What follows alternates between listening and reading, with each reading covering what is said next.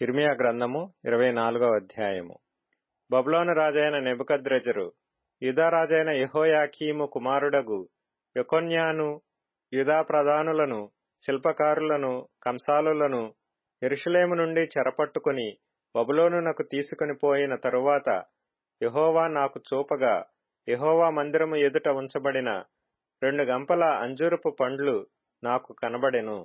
ఒక గంపలో ముందుగా పక్వమైన అంజూరపు పండ్ల వంటి మిక్కిలి మంచి అంజూరపు పండ్లుండెను. రెండవ గంపలో మిక్కిలి జబ్బైన అంజూరపు పండ్లుండెను. అవి తినశక్యము కానంతగా జబ్బువి.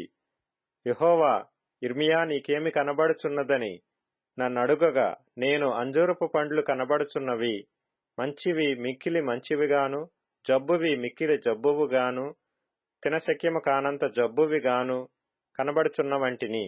అప్పుడు యెహోవా వాక్కు నాకు ప్రత్యక్షమై ఈలాగు సెలవిచ్చెను. ఇశ్రాయేలు దేవుడైన యెహోవా ఆజ్ఞ ఇచ్చునదేమనగా, వారికి మేలు కలగవలెనని ఈ స్థలము నుండి నేను కల్దీల దేశమునకు చెరగా పంపు యూదులను ఒకడు ఈ మంచి అంజూరపు పండ్లను లక్ష్యపెట్టునట్లు లక్ష్యపెట్టుచున్నాను. వారికి మేలు కలుగునట్లు నేను వారి మీద దృష్టించుచు ఈ దేశమునకు వారిని మరలా తీసుకుని వచ్చి పడగొట్టక వారిని కట్టెదను, పెళ్లగింపక వారిని నాటెదను. వారు పూర్ణ హృదయముతో నా యొద్దకు తిరిగి రాగా, వారు నా జనులగునట్లును నేను వారి దేవుడనగునట్లును నేను యెహోవానని నన్నెరుగు హృదయమును వారికిచ్చెదను.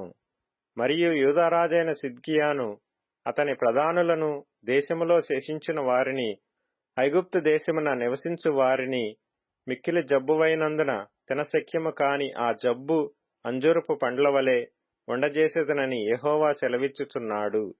మరియు వారు ఇటు అటు చెదరగొట్టుబడుటకై భూరాజ్యములన్నిటిలోనూ నేను వారిని తోలివేయు స్థలములన్నిటిలోనూ వారిని భీతికరముగాను నిందాస్పదముగాను సామెతగాను అపహాస్యముగాను శాపాస్పదముగాను ఉండజేసెదను.